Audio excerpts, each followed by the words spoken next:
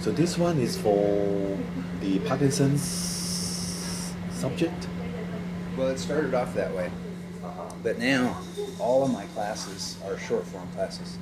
Because Americans have a very short attention span. And so they won't stick with it. So all of my classes are short form classes, except on Saturday morning I have a long form class. Probably because Tai Chi and Qigong is, a cultural exercise, and American people are used to hard exercise. Exactly. So when you move so slowly, their mind is thinking, I'm not doing anything. It's not helping me. Exactly.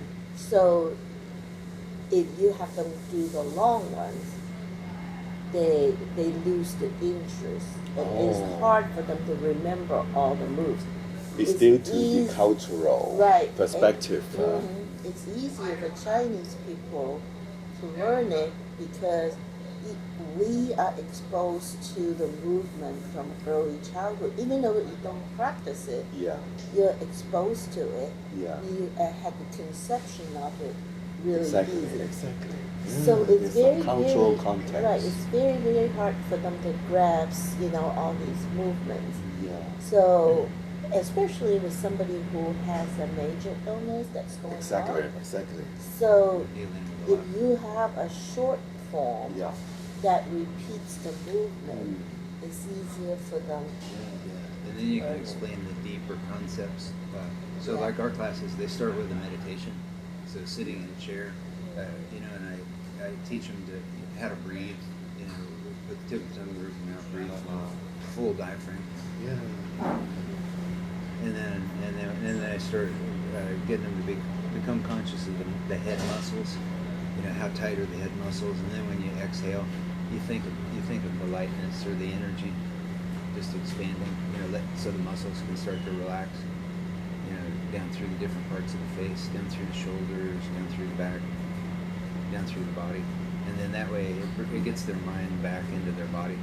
And then we have the Qigong warm-ups where you go through the rotations and the rotations and all those kind of things. I think that is one of the beauty of the Tai Chi and Qigong, because when Bill is doing the forms, and often I notice when the master is doing the form, when I look at their faces, it's changed. And then they become to concentrate, and their mind is doing something. Not like the jogging, not like the swimming. But the mind is different.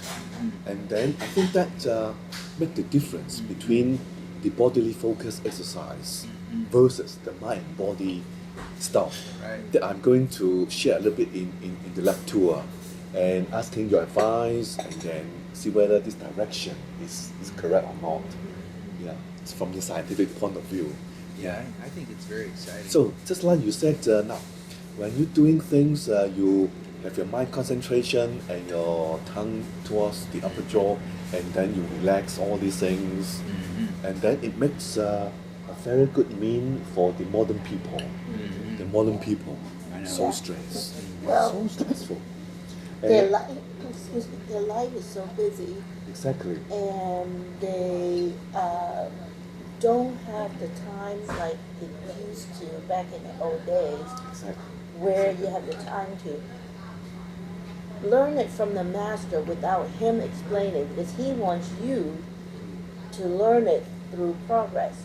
But now, because of the lifestyle is different, people don't have that kind of time to go to the master and try to absorb it by watching the master. They have to get benefits right away. Yes. Exactly. Now, you have to explain to them, okay, this is what you need to do. Exactly. You need to approach it this way, but then you still have to feel it yourself. So you give the explanation, because,